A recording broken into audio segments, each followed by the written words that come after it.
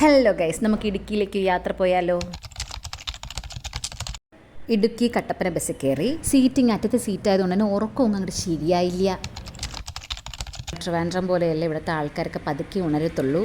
എന്നെ വിളിക്കേണ്ട ആളതോ നടന്നു വരുന്നുണ്ട്. ചെറുതോണി ടൗണിൽ തന്നെ ഒരു റൂം എടുത്തിട്ടുണ്ടായിരുന്നു. പെർ ഡേ 800 രൂപയാണ്. വന്ന പാടെ രാത്രിത്തെ ക്ഷീണം തീർക്കാനായിട്ട് കുറച്ചു നേരം കിടന്ന് ഉറങ്ങി. പിന്നെ റെഡിയായിട്ട് ഞങ്ങൾ ഞം കഴിക്കാൻ പോവുകയാണ് ഗൈസ്. ചെറുതോണി ടൗണിൽ തന്നെയുള്ള കഫേയാണ്. അത്യാവശ്യം നല്ല കഫേയാണ്, കുഴപ്പമൊന്നുമില്ല. ട്രിവാൻഡ്രത്തെ അരുൾ ജ്യോതിയിലെ ടേസ്റ്റ് ഒന്നും പ്രതീക്ഷിക്കരുത്. സാധാ ഒരു മസാല ദോശ. ഞാൻ ഈ വാങ്ങാൻ പോണ മുട്ടായിയുടെ പേര് നിങ്ങൾക്ക് അറിയെങ്കിൽ പറയണം കേട്ടോ. ഇത് ചൗ മുട്ടായി എന്നാണ് ഇവിടെ പറയുന്നത്. നിങ്ങൾ ഈ കാണുന്ന 2018 പ്രളയം വന്ന് മഴവെള്ളം കുത്തി ഒലിച്ചു പോയ പാലമാണ് ചെറുതോണി പാലം. ഇത് പിന്നീട് വന്നൊരു പുതിയ പാലമാണ്. ഇതിൽ കൂടെയാണ് സർവീസ് നടക്കുന്നത്.